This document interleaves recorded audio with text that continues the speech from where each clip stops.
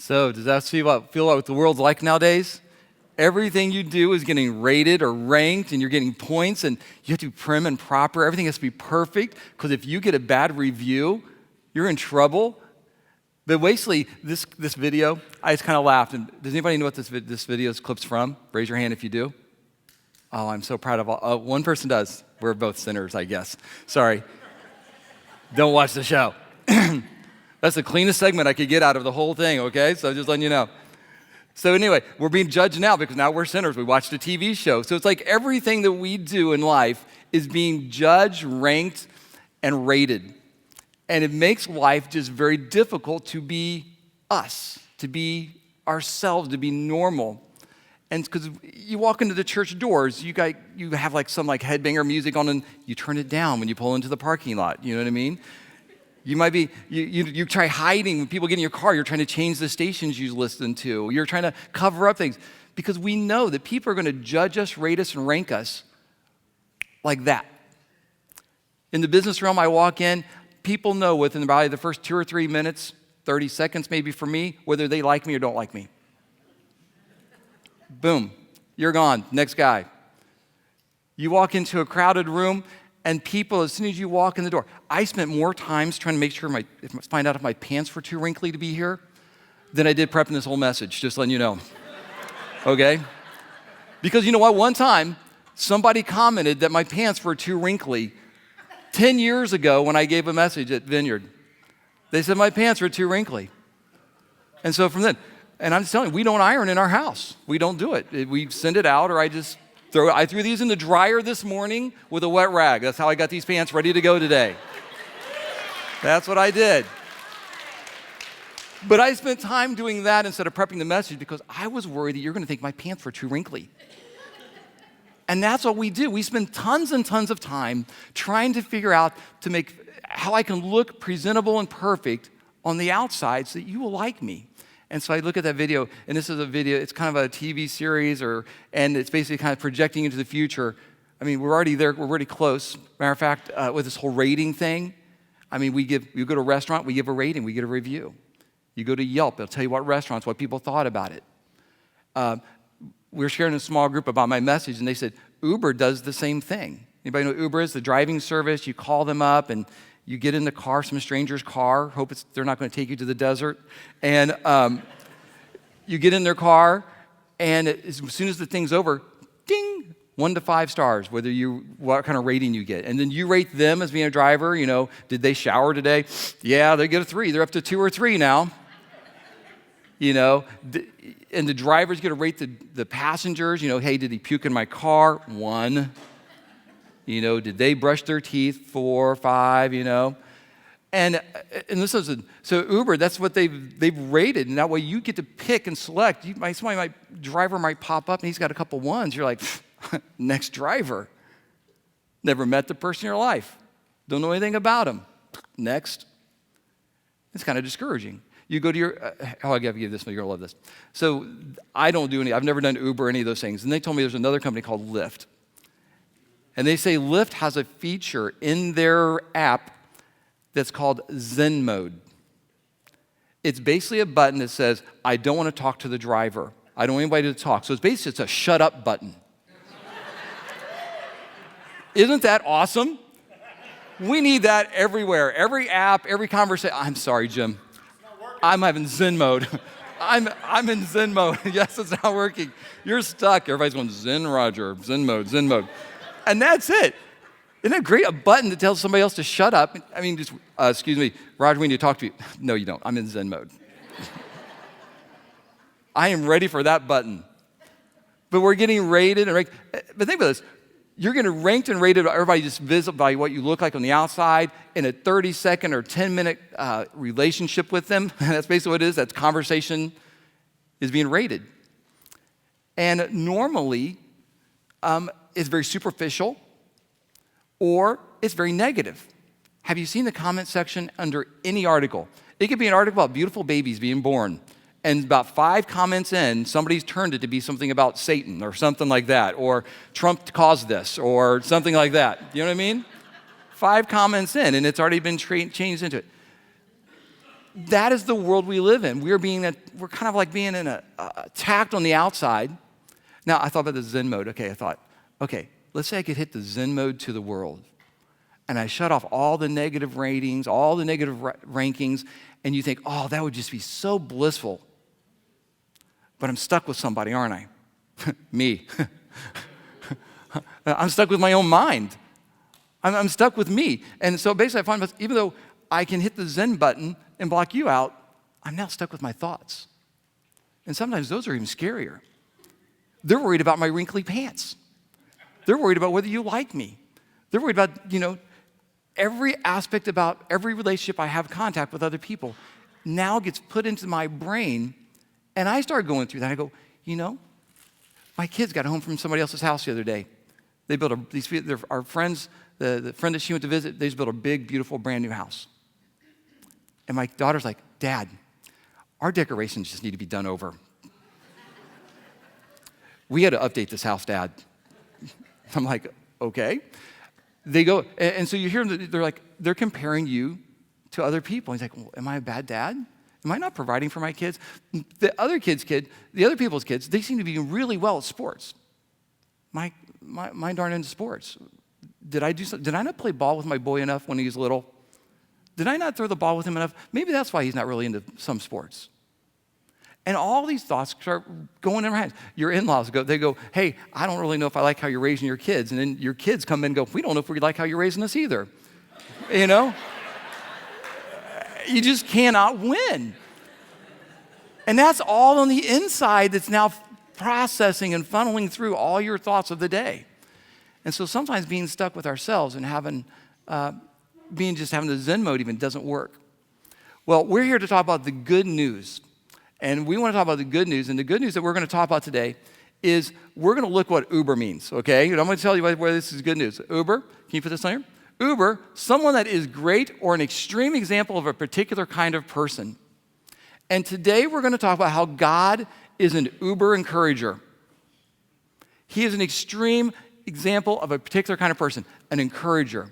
An encourager, one who inspires with courage, spirit, and hope. And we want to look at this. The good news is your God is an encourager. All those negative ratings you've given yourself, all the negative ratings that other people have given you, the only rating we are concerned about is God's rating of us. And He is an encourager. He wants to displace those discouraging low ratings. Did you know that if you got a 5-star on something, and then one person along the line gives you a 4.8, it's almost literally impossible to get back to a 5. Isn't that crazy? One thing, you might have said one bad thing, you might have had one bad transaction, something went wrong. They give you anything below perfect. And it's a struggle to if you ever possibly can in the math of it all, get back to a 5, to a perfection. And so we're stuck with that low rating. We're stuck short of perfection. But thankfully, we have a God who is an encourager. That is the good news today. And He's an Uber encourager. He is the extreme example of what an encourager should be like. And so today we're going to learn about what it means to be an encourager and to learn from God's example on how to encourage. So we're going to look at this passage. This is out of 2 Corinthians 5. It says this: when we arrived in Macedonia, there was no rest for us. We faced conflict from every direction. Sound like life? Conflict. Listen to this next line. This is what we're going to talk a lot about today. With battles on the outside and fear on the inside. Battles on the outside, and then when we get back into our brains, the fear on our inside starts kicking in. This is where we live. And left here, we're all going to be sitting around sulking with low ratings, low enthusiasm. Because you know what discouragement is? It steals the enthusiasm of our life. It steals it from us. And that is what Satan wants to do. He wants to rob you of the enthusiasm. He wants to rob you of your life. He wants to rob you of anything that's really, truly, meaningfully enjoyable. But God, next part of this one, but God, who encourages those who are discouraged. He's an encourager. He's an Uber encourager even. He's the extreme of it.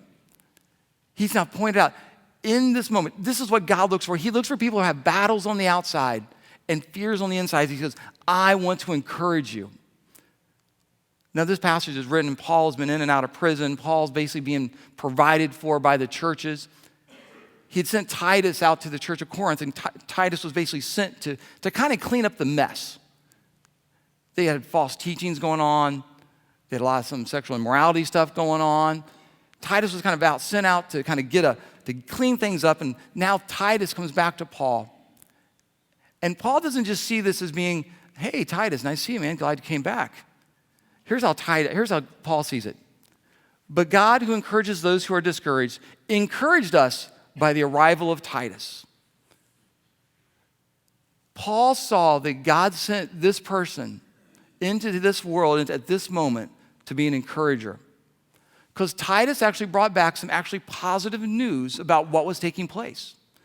The news of something happening far away was a blessing to Paul. The presence of Titus, who's one of his kind of like his mentees, somebody he'd kind of brought up and he kind of raised and groomed, it was thrilling for Paul to see somebody do the work of God. So he was pumped up. He was eager, he was excited to see Titus walk up. He didn't just see as Titus was just some random guy, or Titus was an accident, or just something dumb. He saw that Titus was an encouragement from God. And that's one of the things we're going to have to talk a little about too. So here's the thing. I want to teach you how to be that kind of person to other people. We want to learn and talk a little bit about that. And so what I want to say is we're going to look at three of the most... Did they change it to three? Because I threw out a point this morning. Isn't that funny? That's how it is. I don't want to talk about that anymore. So three of the most... This was going to be four. I cut you a break, okay? I just combined the last 6 points into one, really. So it's really... Okay, so three of the most spiritual things you can do. You wonder, how can I make an impact in the world? How can I make a difference, Roger? I don't know much. I've never learned much about the Bible. We want to talk about this as being one of the most spiritual things that you can do this week and forever, is to be an encourager. So let's look at this. First, encourage others daily. Now, I don't know about you, but we are trying to correct this in our household. You might know this, I'm a little bit of a jokester. And I usually, unfortunately, I'm one of those people I have to be very careful that I don't do it at the expense of others. And unfortunately, my daughter is just like me. And she almost has less of a filter than I do. And so she basically, we're watching TV, and I'm one of those people that I'll make comments about things, and anybody else like me? Anybody else kind of yeah, okay. My daughter, bam, bam, bam. She is quick-witted, man. She is bam, bam, right back with, and I'm laughing, trying to go, don't say that. Don't say that. That's not nice. And I'm cracking up inside because I think it's hilarious. But Jen had a conversation with me. So Jen said that, Roger, we need to stop doing that in front of your daughter. I got to stop doing that in front of Samantha. I got to say, so my wife said, you really need to back off those kind of comments. We need to be an encourager because they're going to learn the discouraging stuff that plays right into the world's plans and goals. They're going to learn how to be critical. They're going to learn how to make critical comments and crushing comments. And so what we have to do is change. And so we now have to be caught being an encourager on a daily basis. And unfortunately, here's the thing. Just like getting back up to that 5 after you've got a low rating, we're working against a world that's tossing in and piling in discouragement, piling in negative and critical things. And to overcome that, it has to be daily that they catch us being encouragers. We have to daily encourage other people. Look at this passage out of Hebrews. It says this, but encourage one another daily as long as it is called today, so that none of you may be hardened by sin's deceitfulness. Have you met somebody with a hardened heart that's been deceived? Have you met them? They're the ones making the fourth comment on everything. Well, that's because they have this. Oh, that's because they're losers. When you get that hardened heart, you become a critical thinker, and not in a good way. There's one thing to look at something, evaluate, and say, this is the best way. Here's a change of course of action. But when you're just being critical to be critical and you're just piling on, I'm going to question whether your heart has been deceived and it is now hardened. Do you have a hardened heart? So the personal question is just kind of think for yourself, is my heart become hardened?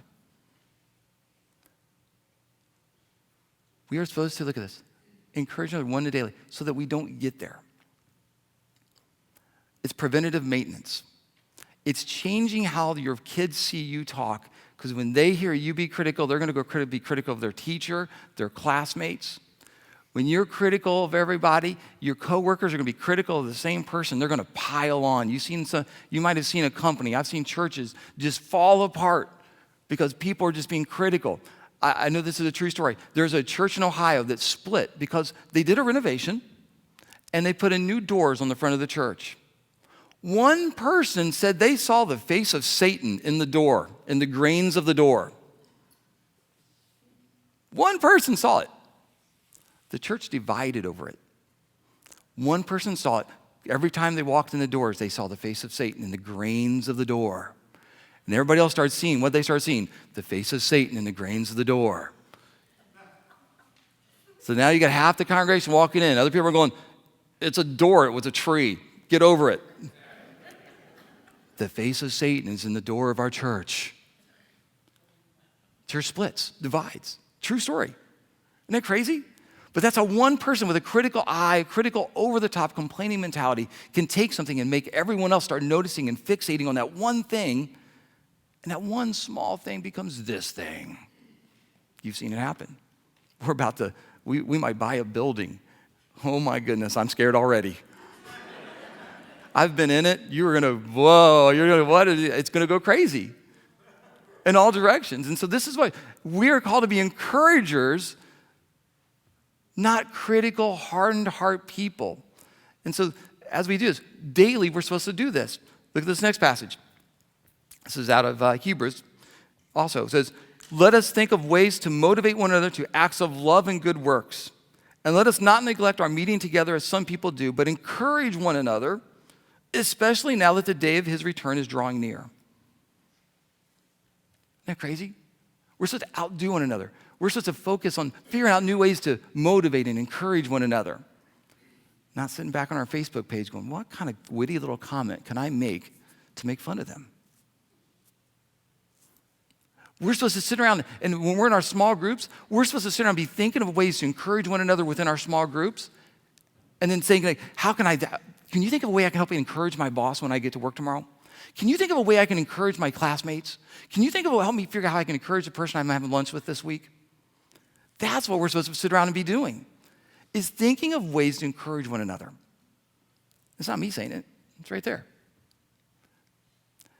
See that last line? Especially now the day of his return is drawing near. We forget that part.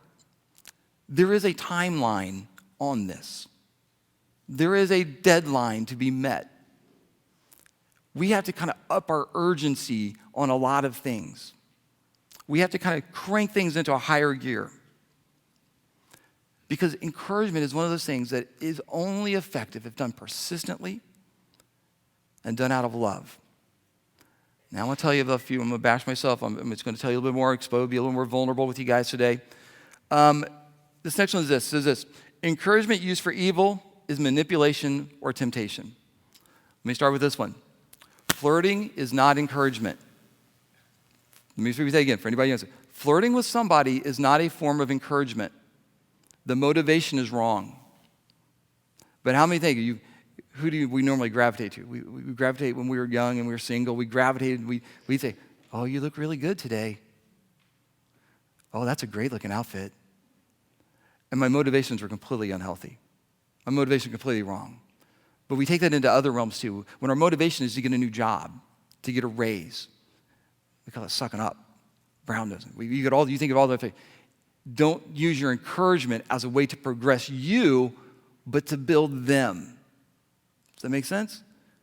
Encouragement, when it's used for evil, is just manipulation.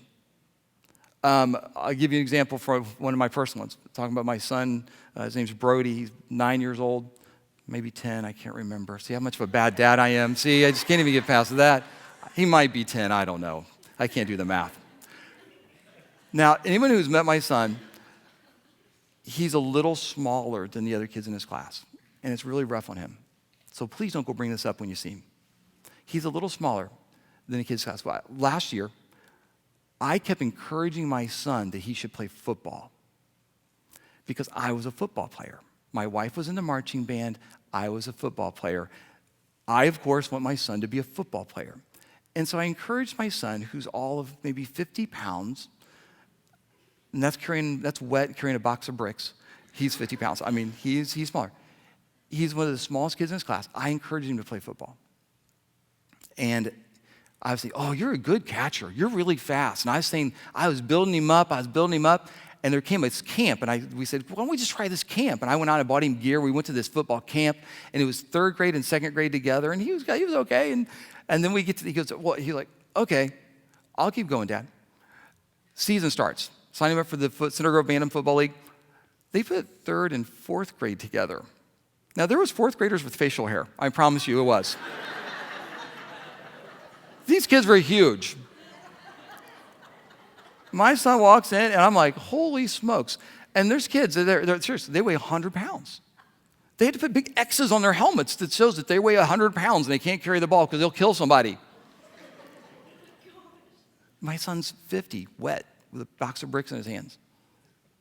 And he goes out there, and his little heart, he played, he tried, he made some tackles, but this is going to be, I have to make it through, so I'm being emotional here. He comes, he goes, he did not want to play. He just thought, he goes, but I wasn't going to let him quit.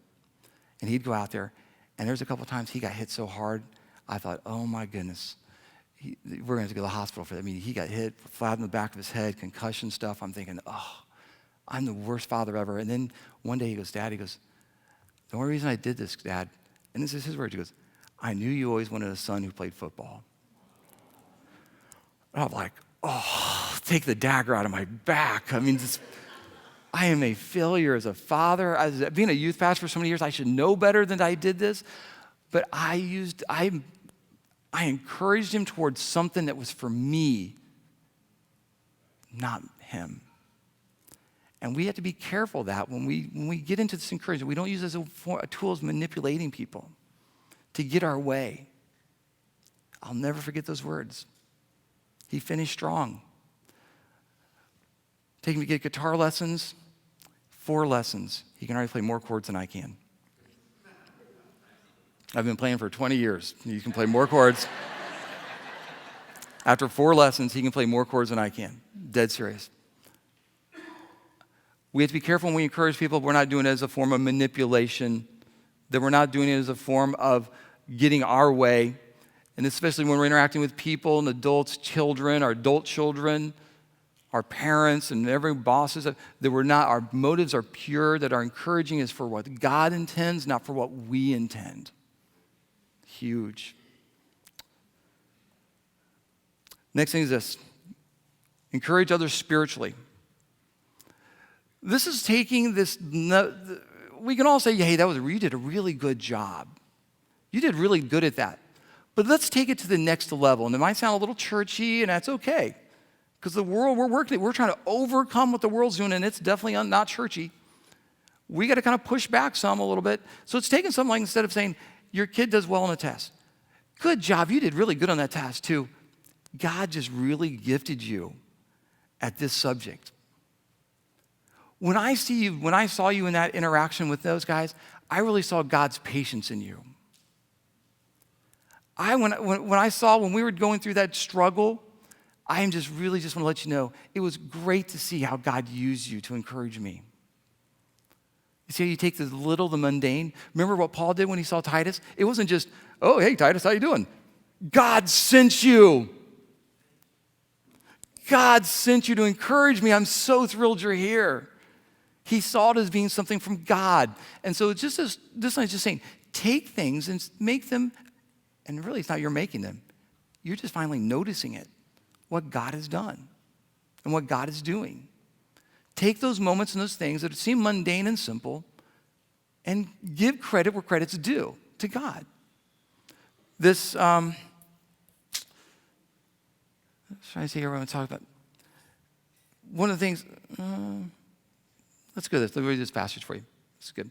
One of the things I always pray for, this is first, I guess one? Yeah, good. One of the things I always pray for is the opportunity for God willing to come at last to see you. For I long to visit you so that I can bring you some spiritual gift that will help you grow strong in the Lord. When we get together, I want to encourage you in your faith. I can practice my speaking today. But I also want to be encouraged by yours. This passage is basically saying he saw that it was a gift. That he was showing up. That when you walk into your world, your school, your work, or wherever you go tomorrow, your Bible study group, or you're hanging out playing cards with somebody, that you see that you're there to be an encouragement to everyone at the table. That is your gift. Now, I'm not saying we do this, we're doing it for good intentions, but there is some cool stuff that happens afterwards. Have you ever encouraged somebody to do something, they did it, they succeeded, and in your heart you're like, that is awesome. When I was in youth ministry, I got to the point where I really wasn't that thrilled getting up and doing youth ministry as much. I became more thrilled seeing the people I had trained to do it. And that's that next, my blessing, my encouragement, encouraged me more, wasn't me doing it, that I could do it, is when I saw former students now leading worship. When I saw former students teaching, that was an encouragement to me. And that's that maturity level that we all need to get to, where it doesn't have to be me, but I see how God used me.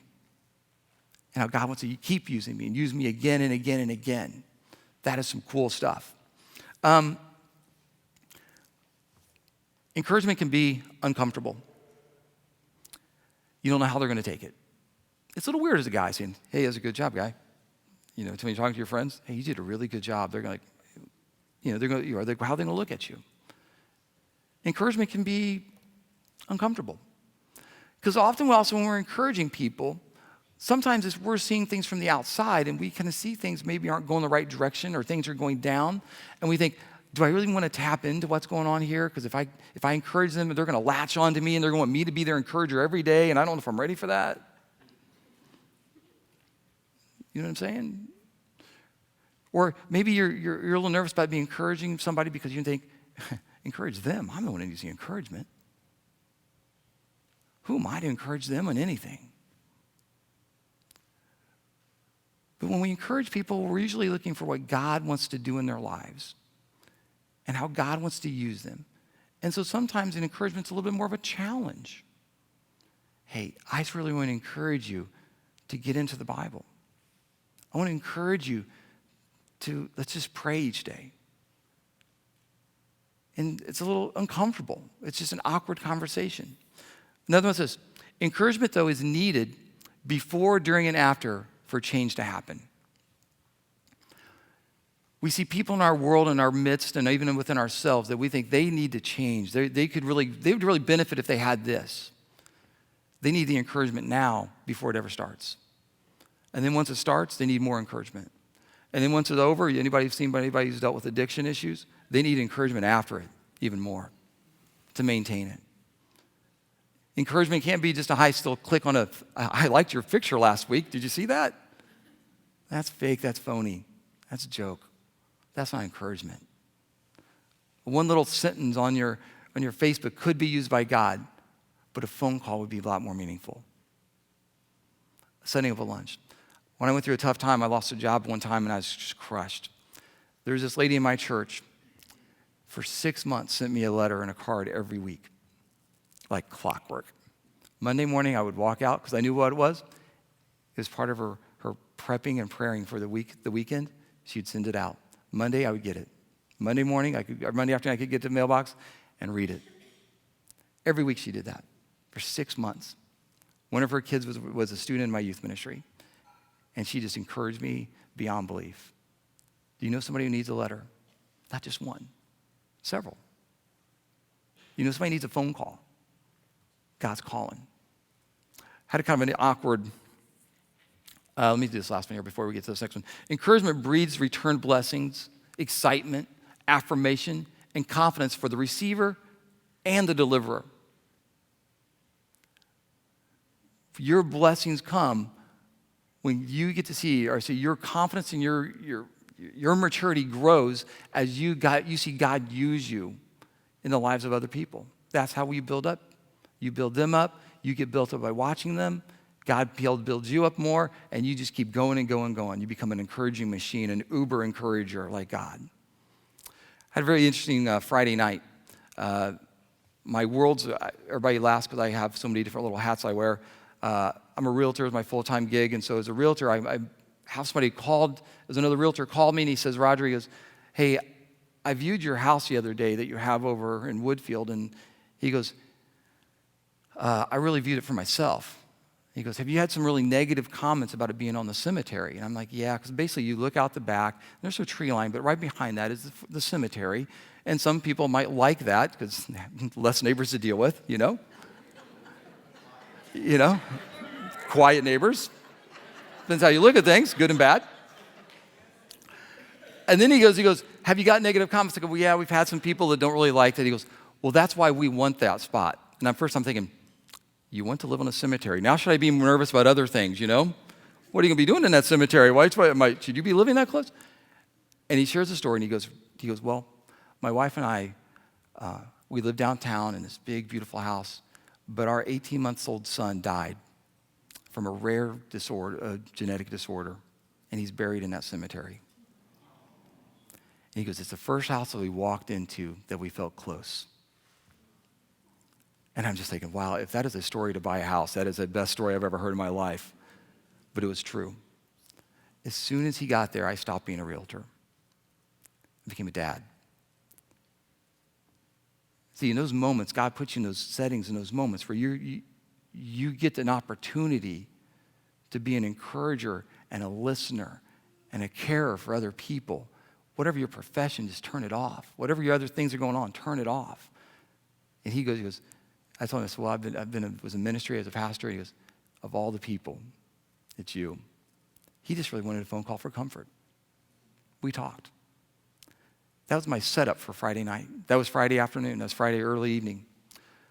About 3 hours later, I was on sheriff duty. Put a different little suit on, different little hat on, everything else. I got wearing my full gear. And this call comes out. Mental subject in the cemetery with gun to her head. We all race there, and there she is, laying on the ground next to a gravesite, Mount Pleasant Cemetery over there off Morgantown and Fairview. She's there, laying down, gun to her head, knees up. Talk to her. Finally, she puts the gun down. Talk to her. Her daughter had died 3 years ago.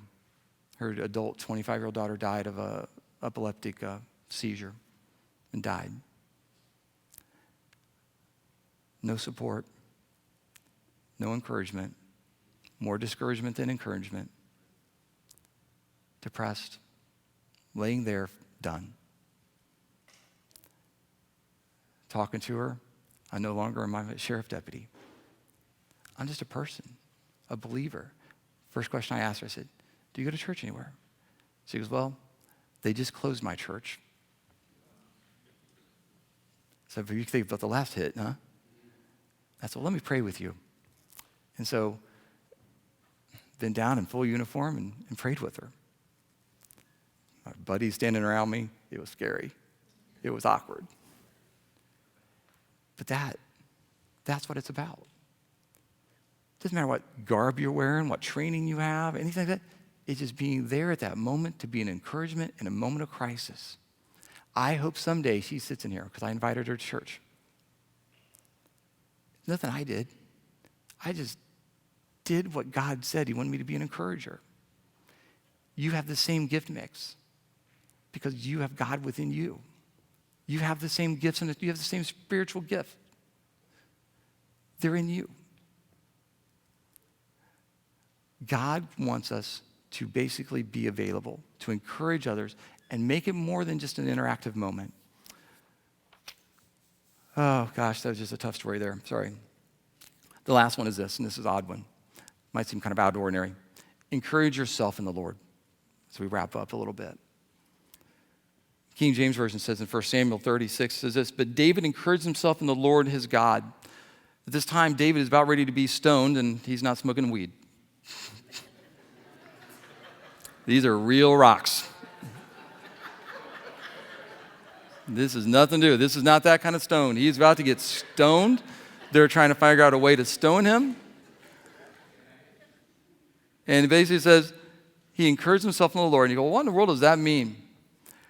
David had to get to the point where he embraced what he knew to be true. He embraced those things that God had written in the Scripture. He embraced those things that he knew God had spoken to him about. He embraced the truths and turned off and did I say Zen Mode on the world and the world's thoughts and focused on what God had to say at that moment in time. Because for us to be encouragers, we have to feel encouraged by God within. We have to kind of look beyond and say, I have to refocus. If you're feeling discouraged, if your heart's getting hardened, it's time to refocus and get yourself. Basically, I see this. I see encouragement being kind of the fuel. God's the fuel pump. And we got to fuel the fire of encouragement. If we get fueled within us, we can start pouring it out and filling other people's tanks up so that they can be excited and they can run full steam. That is why we have to be encouragers, because it is the fuel that sparks and ignites people to change. That sparks and ignites them to feel like somebody cares about me, somebody loves me. It keeps them from sitting along gravesites. They need some fuel. God fuels you. If you're not being fueled by God right now, then you need to get yourself in check. I know you feel like there's battles on the outside and fears on the inside, but our God's an encourager. And we have to seek that encouragement. We have to stay focused on that. We have to embrace it. I'm going to skip to my last passage, if that's okay. I want to read this to you. This is out of the Message, 2 Corinthians chapter 4. And it's out of I'm using the Message translation here in a second. Our charge is this. If we get caught up in the likes and the dislike buttons, the clickbait, we get caught up in all that kind of stuff, and we are trying to fight this battle on our own, and we're trying to maintain and prop ourselves up every day, we're not going to make it. If you're trying to fight the battle like the world battles, we're going to lose that battle. But listen to this passage. The world is unprincipled. It's dog eat dog out there. The world doesn't fight fair, but we don't live or fight our battles that way. Never have, never will. The tools of our trade aren't for marketing or manipulation or politics, if I can throw that word in there, but they are for demolishing that entire massive corrupt culture. We use our powerful God tools for smashing warped philosophies, tearing down barriers erected against the truth of God, fitting every loose thought and emotion and impulse into the structure of life shaped by Christ.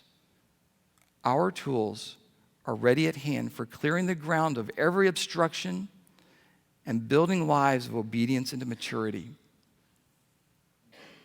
Not a war cry. It's a battle cry.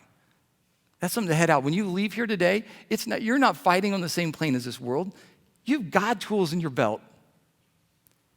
If you try going out there and try to be do overcoming stuff on your own, you're going to lose. But you wear that God belt that God gave you, and use the tools that God's provided for you, and you're willing and able to go into battle for it, you're going to see this world get smashed. And we can't just smash a little. We got to smash the entire culture.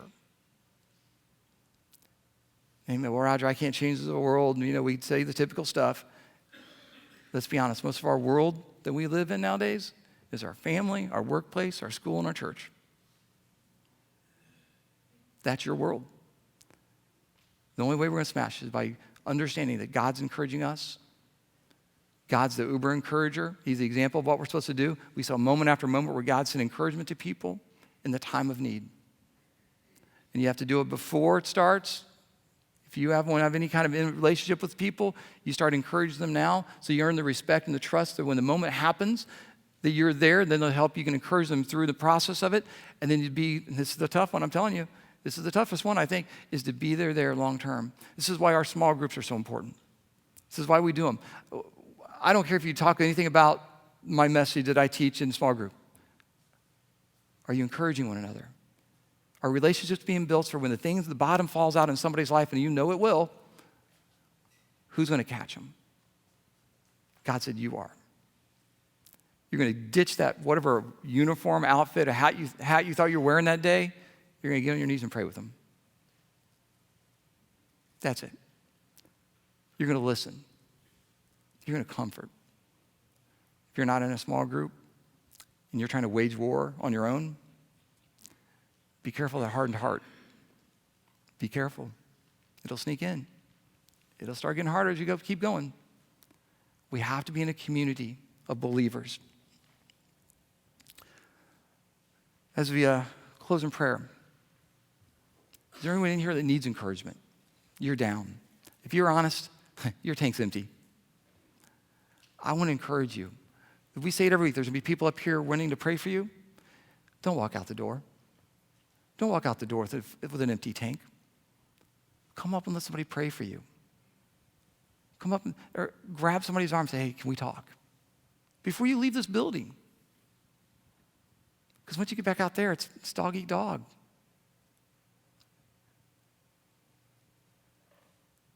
If there's somebody, the second group of people, is there somebody in your world you know God is calling you to? Because you don't even you hate this message because you know what you're supposed to be doing. You know it. And you know who it's probably you're supposed to be encouraging, and you don't even want to talk to them, but you're supposed to encourage them. I want you to understand, you have the greatest uber encourager behind you. When there's battles on the outside and there's fears on the inside, God encourages the discouraged. Let's pray.